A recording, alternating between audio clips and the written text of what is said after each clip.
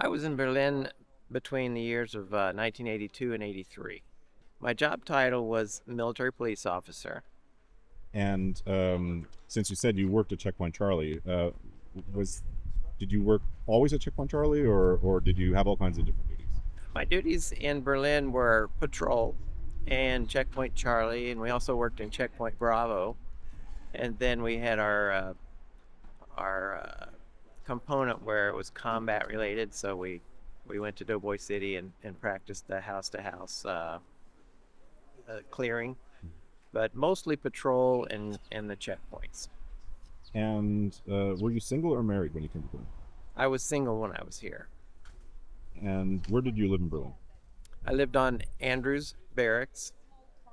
And what made the tour in Berlin special for you? What did you like about the assignment? I liked the fact that we were, being a military police officer, we actually had a real time job to do.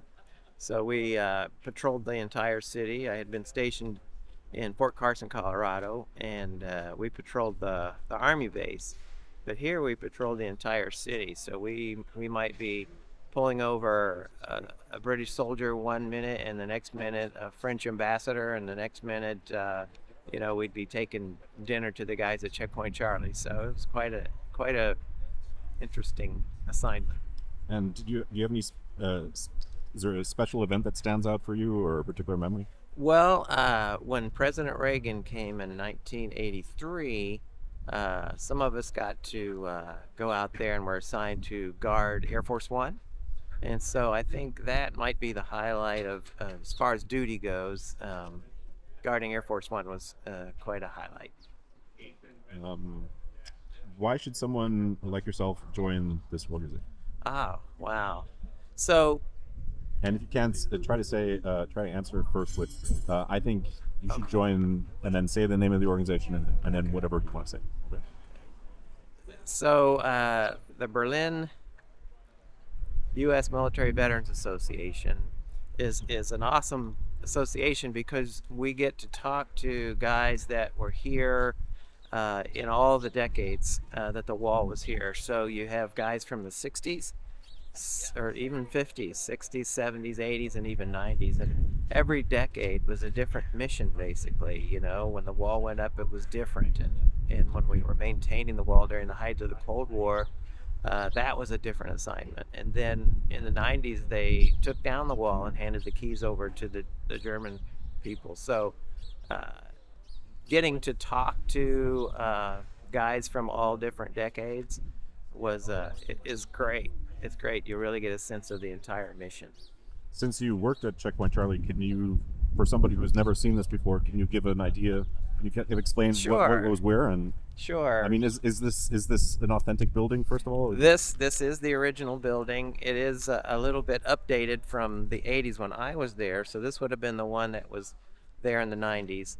And it was moved here from the actual intersection. But as you can see, it's a long building, hmm so it's more like a drive-through. hmm So going into the east, you would be coming this way, and we would check people in that way. And then if you were going back to the west, you would go this way, and the MPs would stand outside the window or lean out the window and check you in and out, and that kind of thing. And then there would be the French would be in there, and they would check the French through.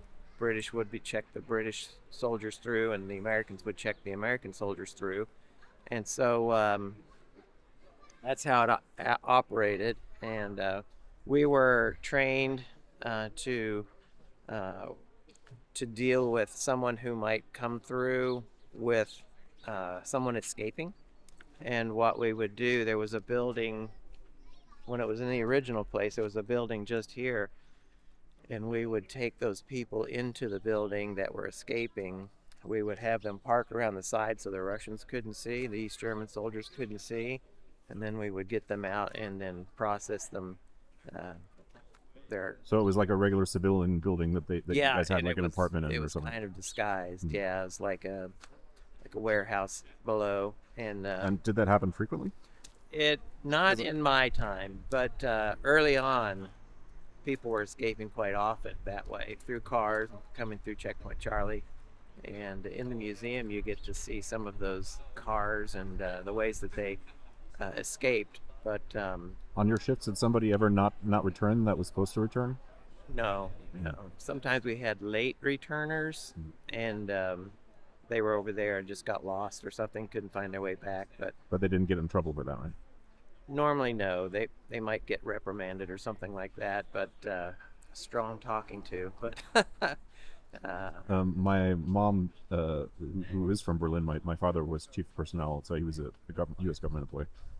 She would frequently drive over with like officers' wives, and they would go shopping. So yes. I was sitting in that seat oftentimes. So I went through Checkpoint Charlie quite a Oh, few times. okay. So yeah, it's pretty interesting. It's a I, surreal. I mean, I remember it, but just for the record, how long did it take for somebody to let's say go through the drive-through, be checked by you, and be in East Berlin? How fast was it through Okay. the border? So if this were the east, they would come through on that side from the west and check through us, and we'd basically take down their information, license plate, and that kind of thing. How many people were in the car, and then that was a pretty quick process. But then they would have to go to the east checkpoint, and the GDR guards over there would also process them through, which I think took longer because they would be more concerned about how many went over and how many are coming back. You know, if there was an extra person in the car,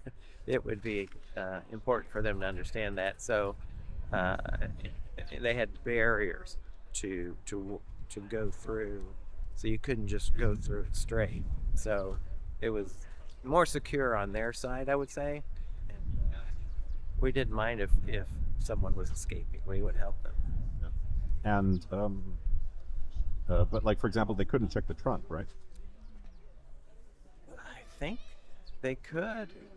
I'm not real sure about that though. I don't know exactly what 'Cause the process was over I there. think if you traveled through Checkpoint Charlie, you weren't allowed to open your trunk or any of the doors. You were only allowed to show your papers. Uh, that's very possible. Mm. It's very possible. Um, we didn't. We were so busy normally that and their side was sort of screened, so when you got into their area, you couldn't see what they were doing. And I think I only went over to the east one time. So and I was in a military attache's car, so they didn't bother us too much. Okay, cool. Well, thank you so much. Appreciate it. Sure.